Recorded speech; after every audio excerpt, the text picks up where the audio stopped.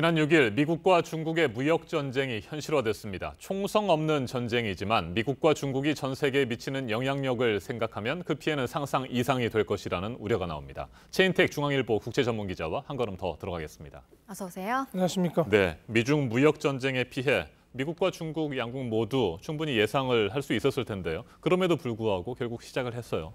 예, 그렇습니다. 트럼프 대통령이 밀어붙인 셈이죠. 네. 여기에 대해서 이제 뭐 후퇴는 없다 이런 걸 이제 단호하게 보여준 셈인데요. 이걸 보면은 지금 그 미국이 중국에 대한 어떤 입장, 자세, 시각을 볼 수가 있습니다. 굉장히 그 중국의 부상 자체를 두려워하는 거죠. 네. 벌써 몇 년 전에 이제 GDP 면에서 그 미국을 사실상 넘어섰는데요. 이걸 보면은 거기에 대한 이제 어떤 그 미국의 중국에 대한 거친 대응이 아닌가, 이번 무역 전쟁은 그렇게 볼 수 있겠습니다. 이걸 보면 역사적으로 이미 그 독일이 굉장히 이제 부상을 해가지고 20세기 초에 통일 이후 이제 굉장히 커져서 철강 생산량이 20세기 초에 당시 백권 국가인 그 영국을 눌렀습니다. 네. 그러니까 1907년에 영국 외교관인 아이어 크로라는 사람이 크로 보고서라는 걸 냅니다. 크로 메모랜덤이라고 그러는데요. 거기에 보면은 그 독일이 부상을 하면서 영국이 당시 가지고 있던 전 세계적인 패권, 헤게모니를 누르고 당시 유지하던 그 세력 균형을 파괴해서 새로운 강대국으로 부상한다. 이는 그 영국에 대한 적대적인 정책으로 나올 것이고, 영국은 지금 힘이 있을 때 대응을 해서 압박을 줘야 된다. 이런 보고서를 냈습니다. 그런데 이 보고서가 나온 지 7년 만에 1차 세계대전이 발생했습니다.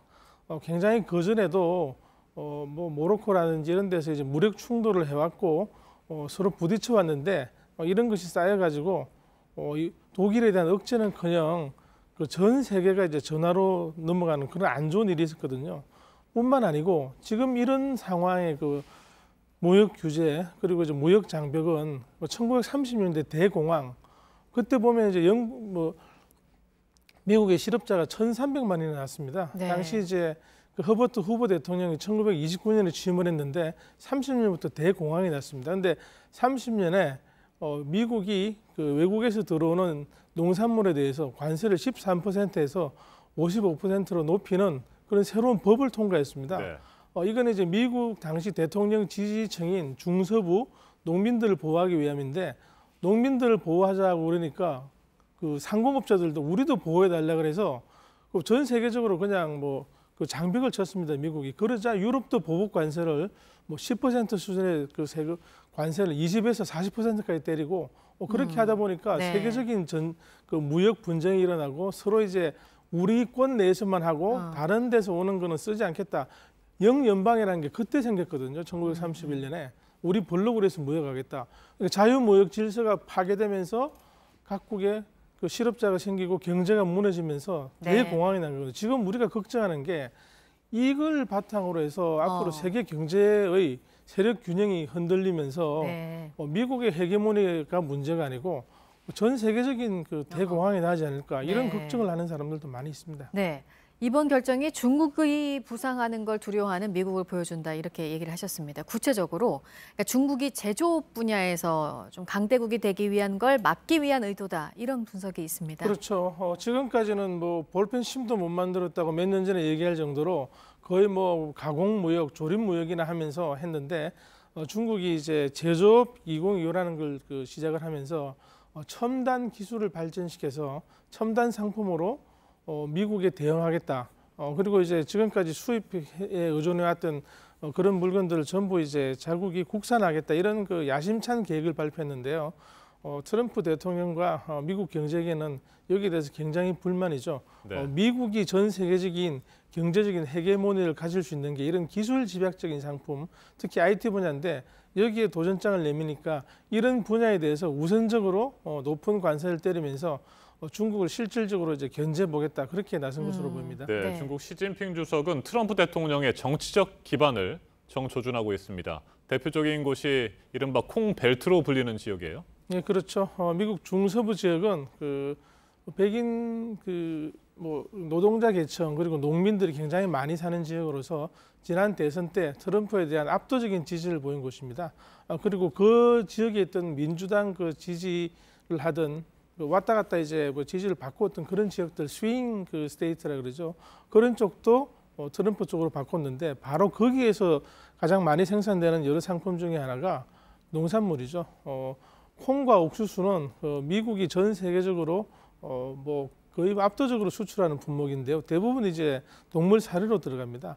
중국으로서는 그 미국에서 콩 그리고 옥수수를 수입해서 가축을 키워서 국민들에게 육류를 공급하는 그런 이제 어떤 뭐 시스템을 가지고 있는데 여기를 정조준해서 네. 그 콩에다가 이제 뭐 고율의 관세를 때림으로써 그 트럼프 대통령에게 정치적 압력을 주겠다 이렇게 진행을 하고 있는 것으로 보입니다. 네.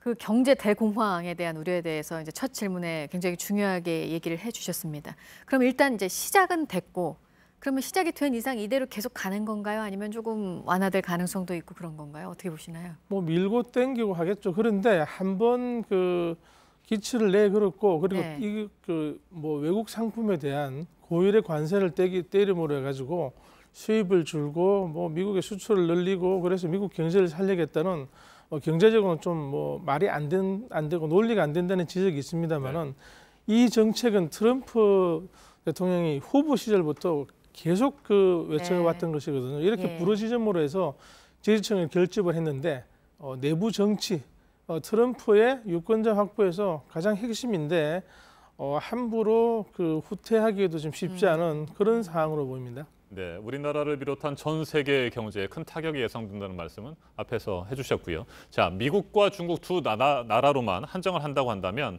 이 무역 전쟁이 계속될 경우에 어떤 나라가 더 큰 피해를 입게 됩니까? 지금 그 묘한 게 중국이 미국에 수출하는 게 한 5,050억 달러 정도고요. 네. 반대로 미국이 중국에 수출하는 거는 1,300억 달러 정도밖에 안 됩니다. 그러니까 뭐 좀 고율의 관세를 뭐 1,000억 달러에 때리니 어쩌니 하는데 중국이 상호 보복을 하려고 해도 더 이상 때릴 상품이 없습니다. 그러다 보니까 굉장히 지금 그 미국 입장에서 유리하다고 보이는데요. 그렇지만 이렇게 그 단순하게 숫자만 가지고 보는 게 아니고 경제 자체가 얼마나 이제 버틸 수 있느냐, 뭐 사회주의 시장 경제라 해서 국가가 굉장히 간섭할 수 있는 중국 체제와 시장 경제 눈에 보이지 않는 어떤 손에 맡기는 그 미국식 경제가 부딪혔을 때 어떤 일이 벌어질지는 지금 뭐 섣불리 판단하기가 쉽지 않습니다. 미국이 결코 무조건 유리한 전쟁은 아니라고 봅니다. 알겠습니다. 여기까지 듣도록 하겠습니다. 최인택 중앙일보 국제전문 기자였습니다. 잘 들었습니다.